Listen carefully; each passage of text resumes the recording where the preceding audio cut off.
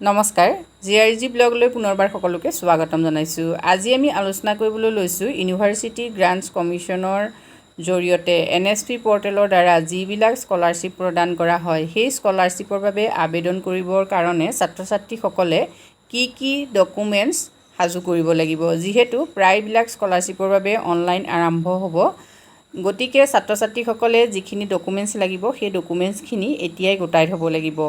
যিহেতু বহুতো ছাত্ৰ ছাত্ৰীয়ে ডকুমেণ্টছ নথকাৰ বাবে সময়ত এপ্লাই কৰিব নোৱাৰে। নেশ্যনেল স্কলাৰশ্বিপ পৰ্টেলত ইতিমধ্যে নতুনকৈ আপডেট আহিছে ছাত্ৰ ছাত্ৰীসকলে কি ডকুমেণ্টছ গোটাব লাগিব অনলাইনৰ বাবে। Academic year 2023-24 guidelines for registration on national scholarship portal. Welcome to national scholarship portal. ইয়াত তোমালোকে চোৱা হাউ টু এপ্লাই।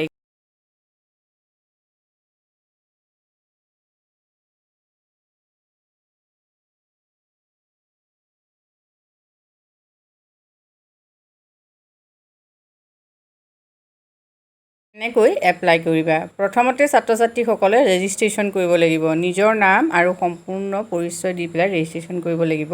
ৰেজিষ্ট্ৰেশ্যন কৰাৰ পাছত তেওঁলোকৰ যিখন ফৰ্ম আহিব তাত এডুকেশ্যনেল ডকুমেণ্টছ অফ দ্য ষ্টুডেণ্টৰ যিখিনি শৈক্ষিক অৰ্হতাৰ যি প্ৰমাণ পত্ৰ সেইখিনি দিব লাগিব। দ্বিতীয়তে দিব লাগিব আধাৰ কাৰ্ড। এতিয়া যিসকল ছাত্ৰ ছাত্ৰী 18 বছৰ উপনীত হৈছে, 18 বছৰ ওপৰৰ, তেওঁলোকৰ আধাৰ কাৰ্ড মেণ্ডেটৰী হয়, মানে তেওঁলোকে আধাৰ কাৰ্ড দিবই লাগিব।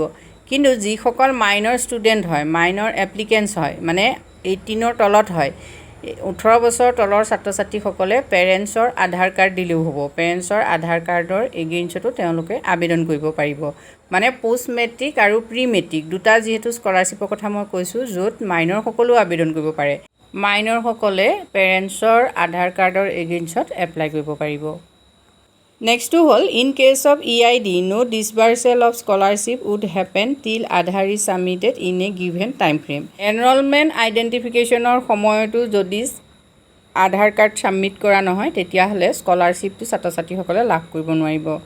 নেক্সট আহিলে payment will be made in Aadhaar seeded account. Aadhaar link থকা একাউণ্টতহে পে'মেণ্ট কৰা হ'ব। নেক্সট হ'ল if institute school is different from domicile state of the applicant then bona fide student certificate from institute school. মানে যদি ডমিচিয়েল ষ্টেটৰ পৰা নহয় অন্য ষ্টেটত যদি ছাত্ৰ ছাত্ৰীসকলে পঢ়ি আছে তেতিয়া সেই স্কুল বা ইনষ্টিটিউশ্যনৰ পৰা ছাত্ৰ ছাত্ৰীসকলক বোনাফিড ষ্টুডেণ্ট চাৰ্টিফিকেট দিব লাগিব।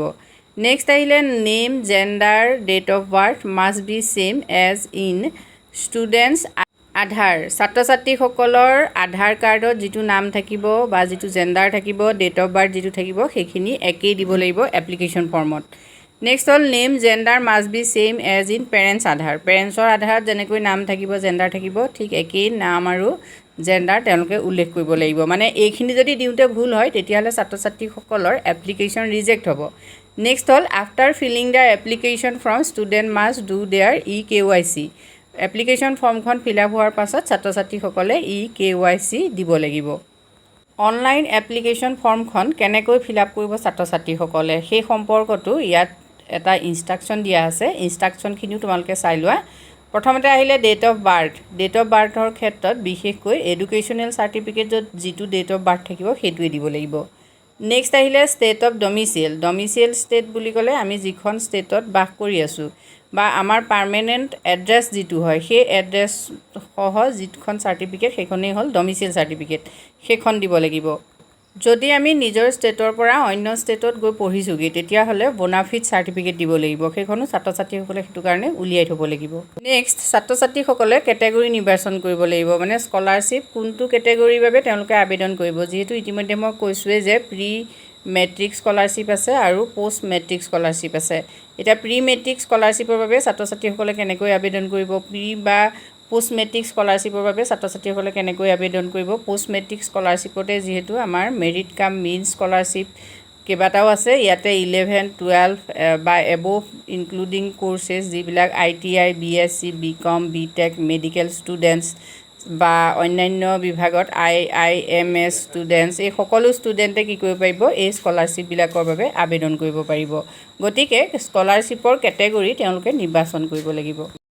নেক্সট আহিলে নেম অফ ষ্টুডেণ্টৰ নেম। এই নেমৰ ক্ষেত্ৰতো তেওঁলোকে যিটো নেম দি ইতিমধ্যে তেওঁলোকে পঢ়ি আছে, মানে এডুকেশ্যনেল চাৰ্টিফিকেটত তেওঁলোকৰ যিটো নাম আছে সেই নামটো দিহে তেওঁলোকে আবেদন কৰিব পাৰিব।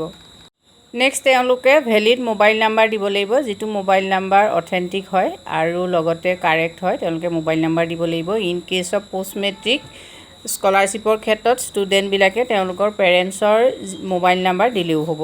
নেক্সট ষ্টুডেণ্টবিলাকে ইমেইল ID দিব লাগিব, এটা ভেলিড ইমেইল ID তেওঁলোকে প্ৰভাইড কৰিব লাগিব। নেক্সট আইডেণ্টিফিকেশ্যন ডিটেইলছত তেওঁলোকে কি দিব, আইডেণ্টিফিকেশ্যন ডিটেইলছত বিশেষকৈ আধাৰৰ লগত সংযুক্ত তেওঁলোকৰ যিটো 12 ডিজিট নাম্বাৰ থাকিব, সেই নাম্বাৰটো তেওঁলোকে যাতে শুদ্ধকৈ দিয়ে, সেই ক্ষেত্ৰত তেওঁলোক সাৱধান হ'ব। এপ্লিকেশ্যন ফৰ্মখন ফিল আপৰ ক্ষেত্ৰত এইখিনি ইনষ্ট্ৰাকশ্যন ইতিমধ্যে NSP পৰ্টেলত নতুনকৈ আপডেট কৰা হৈছে।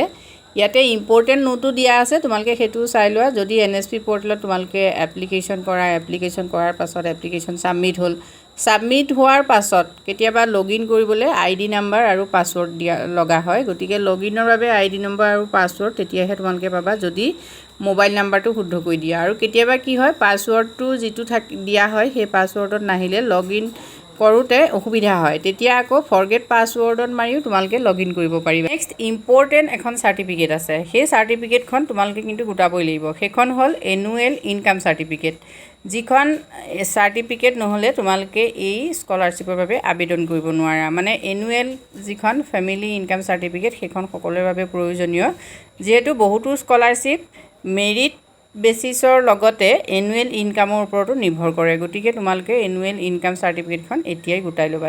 নেক্সট ইয়াত আণ্ডাৰটেকিং এটা আছে, তোমালোকে চোৱা, undertaking by applicant or parents guardian et cetera. ইয়াত আছে I agree to the following, অৰ্থাৎ মই তলৰ কথাখিনিৰ লগত সহমত। প্ৰথমটো হ'ল I have read and understood the guidelines for ৰেজিষ্ট্ৰেশ্যনৰ সকলো গাইডলাইনছ মই পঢ়িছোঁ আৰু বুজি পাইছোঁ। ইয়াত কাষত যিটো বক্স আছে সেই বক্সটোত তোমালোকে ক্লিক কৰিব লাগিব, আৰু ক্লিক কৰিলে এটা ৰাইট চিন ওলাব। নেক্সট আহিলে I am aware that if more than one application is found to be filled afresh or renewal all application are liable to be rejected. যদি এখনতকৈ বেছি এপ্লিকেশ্যন পায় তেতিয়াহ'লে আপোনালোকে মোৰ এপ্লিকেশ্যনখন ৰিজেক্ট কৰিব পাৰিব, সেইবুলি ইয়াত দিয়া আছে। আৰু এই যিটো বক্সটোত তোমালোকে ক্লিক কৰিব লাগিব। নেক্সট হ'ল I am aware that my bank account details may be change only once. মানে এবাৰ কি হৈছে, বেংক একাউণ্টটো চেঞ্জ কৰিবৰ বাবে ইয়াত দিয়া হ'ব, কিন্তু এবাৰতকৈ বেছি চেঞ্জ কৰিব নোৱাৰিব। গোটেইকেইটা বক্সত ক্লিক কৰাৰ পাছত সকলোতে ৰাইট চিন আহিব, আৰু ৰাইট চিন অহাৰ পাছত আৰু এটা অপশ্যন আহিব, সেইটো হ'ল কণ্টিনিউত ক্লিক কৰিলে ৰেজিষ্ট্ৰেশ্যন ফৰ্মখন আহিব, কিন্তু বৰ্তমান ৰেজিষ্ট্ৰেশ্যন ফৰ্মখন অহা নাই। মানে কণ্টিনিউ কৰাৰ পাছত কোনো ধৰণৰ পেজ অহা নাই, নতুন পেজ। যেতিয়া অনলাইন আৰম্ভ হ'ব তেতিয়াই ৰেজিষ্ট্ৰেশ্যন পেজটো আহিব আৰু তোমালোকে ৰেজিষ্ট্ৰেশ্যন কৰিব পাৰিবা। NSPত যিহেতু এইখিনি নতুন আপডেট দিছে আৰু অনলাইন খুব সোনকালে আৰম্ভ হ'ব, যেতিয়াই অনলাইন আৰম্ভ হ'ব তেতিয়াই তোমালোকক জনাবলৈ চেষ্টা কৰিম। আজিলৈ ইমানেই, ধন্যবাদ।